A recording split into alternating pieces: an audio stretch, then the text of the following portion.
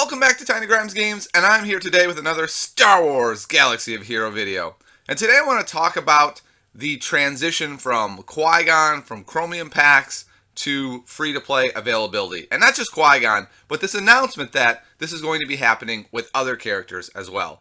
I know there's been quite a bit of polarization on this issue. You have the free-to-play players chanting wildly, running around in the streets, tearing their shirts off, excited to have all these characters available to them, while the paying players, or the whales as some call them, on the other hand, practically crying and threatening that they're going to quit the game. So what should we do with this issue? In fact, I know a number of players that are friends of mine that have basically said, I've spent $800, I've spent $1,000 trying to get Aayla Secura and Qui-Gon together in a lineup at 7 stars. This is not fair to me, the paying player. So let's talk about that. The way I look at this game is, if it's going to be free to play, we have a lot of similarities here to League of Legends. We have this huge roster of guys available to us, like League of Legends, but it's hard to get them all. And so the point is, you have to make decisions if you are the free-to-play player. Who am I going to level? What if the meta shifts and adapts? Will I have the character base to be able to adjust to that? And if you don't, it's going to take a while to be able to adjust. Now, the advantage the paying player has in something like League of Legends is when a new guy comes out or the meta shifts, if they are a paying player, they may already have that character because they've already spent a lot on the game, or they're very easily able to acquire that character and thus get a time advantage on everyone else. So the question comes down to this. Do we want, for Star Wars Galaxy of Heroes, the paying player to have a forever advantage over the non-paying player, or a temporary advantage that is gained by paying money into the game? For me personally, and I think it's a proven track record, that this notion of having a temporary advantage, that you're basically able to, shortcut the system, you're able to shave off a lot of time by being the paying player, it seems to be the most productive system that I've seen in this free-to-play realm. Feel free to correct me in the comments below if you've seen another system that you think works even better. But we don't even have that right now. So there's all this panic, right? A paying player saying, this isn't fair, everyone gets Qui-Gon today. If you think about where Qui-Gon went to the Cantina shipments, and there aren't that many people that have a lot of money left in their Cantina shipments, because there's been Poe, and Poe is amazing. So people have been working on Poe. As you can see, I'm broke in mine.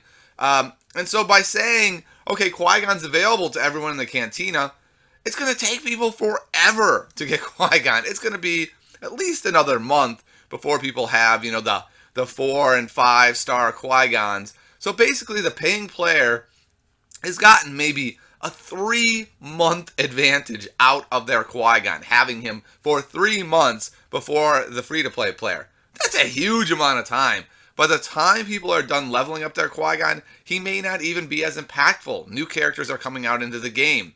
In fact, if they put a new cool character into Cantina, people may have to give up on Qui-Gon at, say, 3 or 4 stars to get this new guy. So I think for the whales out there, for the paying players, the sky isn't falling. It's not as dire as it looks. First of all, it's only one character. You still have this huge advantage. If you've been buying Chromiums, you have access to all of these other cool characters that the rest of the free-to-play world does not. You have access to Leia. Yes, they did finally fix her, but you had a literally broken, bugged Leia forever that you could take advantage of people with. You have access to all kinds of really cool characters. Aayla Secura is really strong.